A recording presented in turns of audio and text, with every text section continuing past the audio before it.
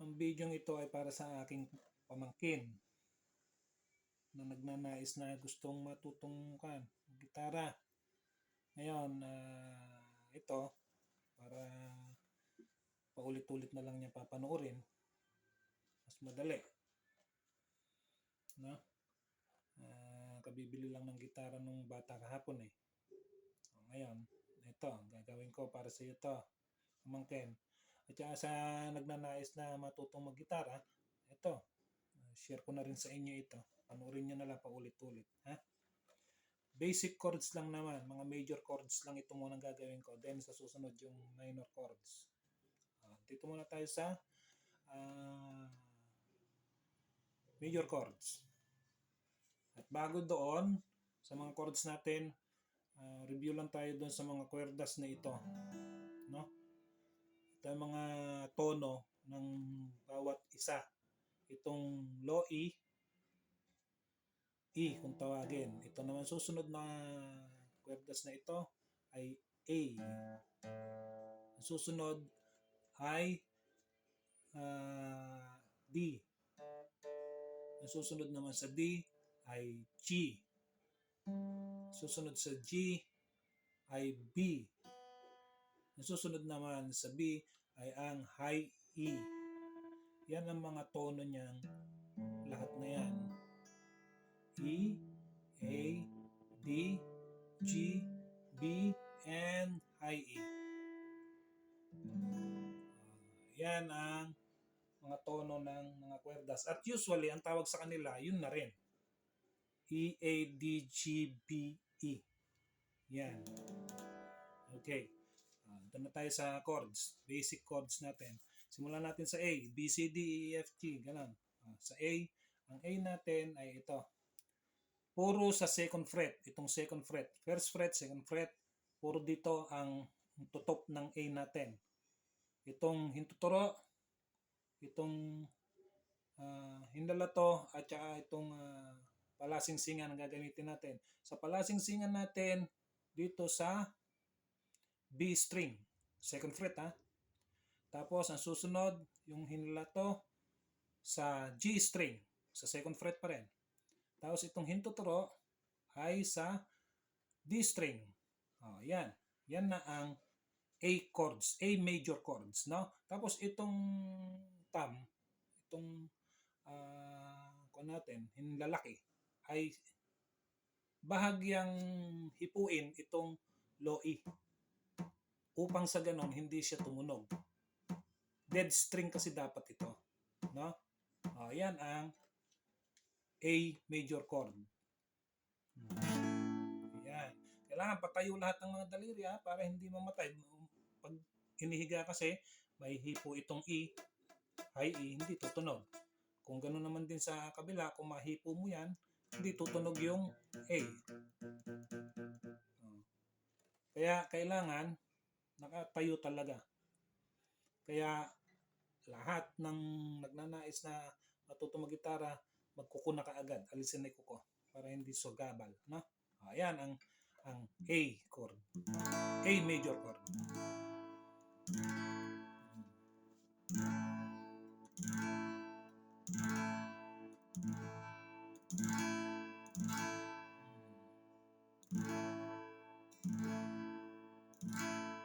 Yun ang maganda kapag yung natatouch mo yung low E, hindi siya tutunog kahit na makalabit. Dead string lang siya. Kahit na kalabitin mo siya, hindi siya tutunog. Kahit ganyan na pagkalabit. Okay. Yan ang A major chords. Then, ang susunod na chords ay ang B major chords. Parang similar siya ng konti, no? A-adjust lang ng isang hakbang, one whole step. Yan. Subalit, ang gagawin natin, re-replace natin yung daliri. Gagawin natin ito ang magkaka-partner. Yung tatlo. Tapos itong hintuturo ay ipa-flat natin doon sa second fret. Simula dito sa A string at saka doon hanggang doon sa high E. Kailangan na-flat yan. Tapos itong low E, bahagyang hipuin ng hintuturo upang sa ganon hindi siya tumunog. Maging dead string siya. Tapos yung tatlo, ayan, magkakasama na din yan sa pang-apat na fret.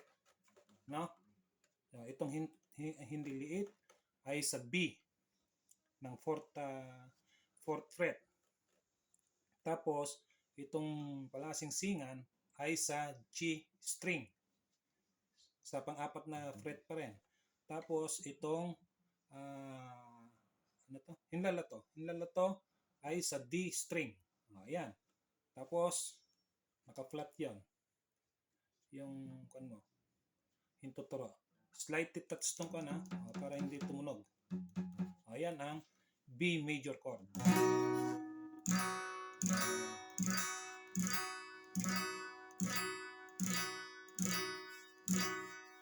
Pero karamihan doon sa mga natuto ng mag-gitara, ang ginagamit na lang na daliri sa pagtipa ng B major chord ay ganyan na lang. Dalawang daliri na lang. Itong palasingsingan at saka ito na lamang hintuturo. Ganyan na lang ang ginagawa. Pina-flat na ganyan, tapos flat na lang din dito. Ayan. Ganun pa rin, slightly touch daw. Para hindi tumunog. Tapos,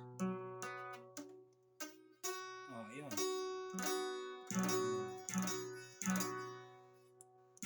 Yan ang B major chord. Okay? Then susunod ay yung C. Medyo familiar siguro ang karamihan kasi yung mga bata madalas puro ganyan ang kanila nagsisimula sa C. Kaya familiar sigurado ito. Ito naman ngayon ang C major chord. Third fret, itong palasingsingan sa A string. Third fret. Tapos itong hinlalato sa second fret ng D string. Tapos itong hintuturo ay sa first fret ng B string. Yan ang C major chord. Kailangan hindi mahipo ito kasi kapag nahipo yan, mamamatay, hindi tunog. Hindi tutunog yung high E. Kailangan nakatayo yung daliri. Tayong-tayo dapat yan para hindi mahipo yung mga katabing kwerdas. Open kasi ang G string at saka yung high E string. Tapos itong namang low E, ganun din. Idampi yung hinlalaki para hindi tumunog. O kaya naman, habang tinututok ito ng palasingsingan mo, itong A string, medyo slight na ihipo yung daliri para sa gayon hindi tumunog yung low E string, no? Ganyan. Pwedeng itong hinlalaki ang touch mo o kaya pwede rin ito. No? Sa inyo na 'yan kung ano yung makakagiliwan. Ayan ang C major chord.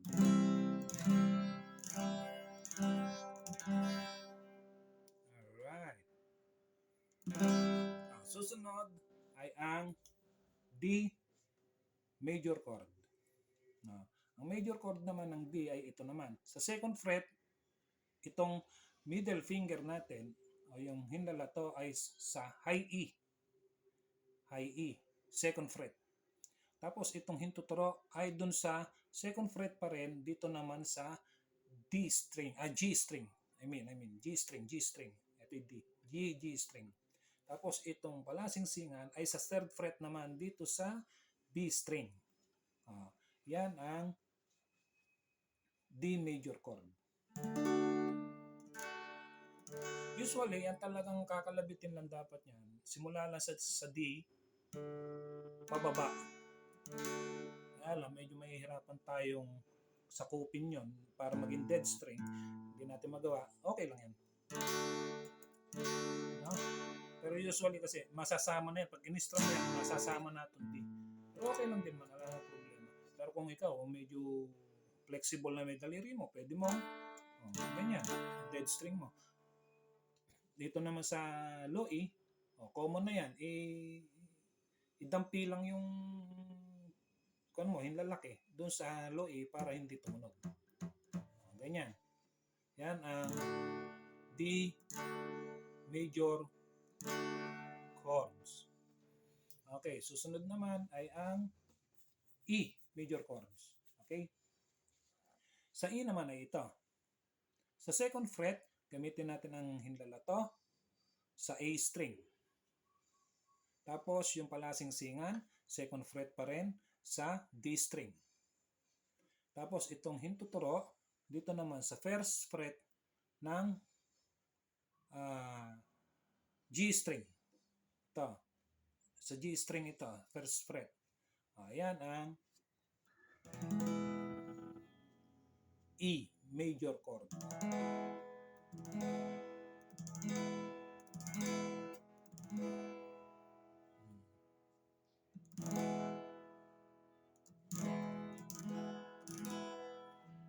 E major chord. Susunod naman natin ngayon ay ang F major chord. Ang F major chord naman, kung i-imaginein mo, parang umadjust lang ng isang kalahating hakbang. No? From here, parang umadjust lang ng kalahating hakbang. Half step, ika nga. Pero, ang gagawin natin dyan, i-replace natin lahat ng mga daliri. Ito naman ang magagamit natin dyan. Yan. Yan. Kumbaga, ito yung E. I-adjust mo lang siya dito sa susunod na mga frets. No? Tapos, itong first fret ay ibabar mo yan. From low E hanggang doon sa high E. Ibabar mo yan. Ayan. Yan ngayon ang F. F chord. Kan mo yan. Bar mo yan. Tapos itong second fret, G string. Ito. G string. Second fret. Tapos A string sa third fret. At D string sa third fret. Ito. Third fret. D string. Yan ang F. F major chord. Yan ang F major chord. Ang susunod naman ngayon ay ang G major chord. G major chord, pwede namang itong F na to, i-adjust mo na lang isang hakbang. One step, full step, one step. Yan, G rin yan. Sa third fret naman ito. Third fret. Tapos, fourth fret, fifth fret. Yung dalawa. Okay? Itong F, in-adjust mo lang, G rin ito. Meron naman, ito ang kadalasang ginagamit. Itong shape na ito. Itong G na ito. Ayan. Paano naman ito ngayon? Itong palasingsingan ay dito sa low E. Low E sa third fret. Tapos itong hinlalato ay sa second fret ng A string. Tapos itong hinliliit ay dito sa high E string sa third fret. Okay? Yan ang G major chord. Meron din naman variation pa yan. Meron yung ganitong G. Ano? Ganyan. Same lang, nadagdagan lang ito. Yung B string sa third fret. Nadagdag lang ito dito. Ayan. G rin yan. No? Meron pa rin naman na variation pa rin na ito ang ginagamit. Ayan. Ganyan gamit naman. Mentras itong pinky, nagiging ganyan naman. Palasingsingan ng lower na nakatutok doon sa high E. Similar naman lahat yan. No? Isang tutok lang yan. Isang chords lang yan. Iba-ibang mga nakakasanayan lang. Pwedeng ganyan, pwedeng ganito, pwedeng ganito. Pero commonly, ganyan. Kasi kapag ikaw nag G7, ayan na yung G7. magiging itong kwan lang, high E. O, ayan na yan. G7 din. Ito, G major chord. Ito naman yung G7. Ito. Yung high E sa first fret. Ayan. Kaya usually, ganyan ang ginagamit ng karamihan. Itong shape na ito. Yung hinlalato, palasingsingan, at saka hiniliit sa G major chord. Okay. Yan na ngayon ang lahat ng major chords. A, B, C, D, E, F, and G. Hanggang doon sa G. I-recap natin, strum ko A to G. Okay? Islang ka lang, daan-daan lang. A, B, C, D, E, F, G.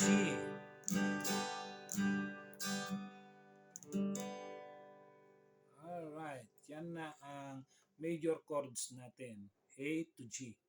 Then, ito ngayon ang karagdagan natin sa lesson.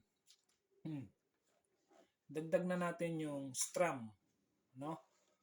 Ang gamitin lang natin na chords, ito lang, A major lang na to. Yan lang naman eh, strum lang ang aralin natin. Ang strum kasi ay ganito lang, basic lang. Down, down, up, down, up, down. Yun lang. Yan ang basic na strum ng paggitara, pagkalabit.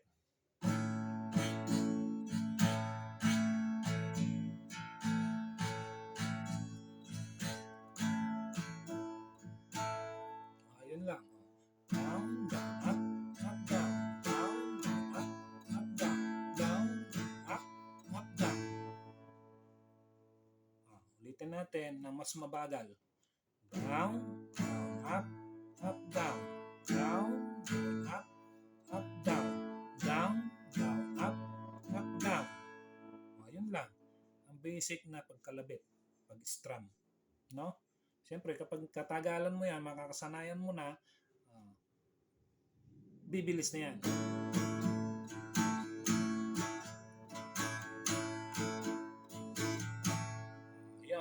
Yan ang basic na pag-strum. Down, up, down. Down, up, down. Down, up, down. Okay? Siyempre, kapag medyo sanay-sanay ka na, bibilis ka na, down, up, down, down, up, down, up, down, down, up, down, up, down. Ganun na mangyayari. Down, up, down, down, up, down, down, up, down. Yan na. Kunin natin ngayon, aralin, ipapakita ko, i-strumin ko ang lahat ng chords, no? Pe-perform ko lahat ng chords kasama na yung pagkalabit. Sa mabagal lang tempo, ano? Okay. A, B, C, D, E, F, G.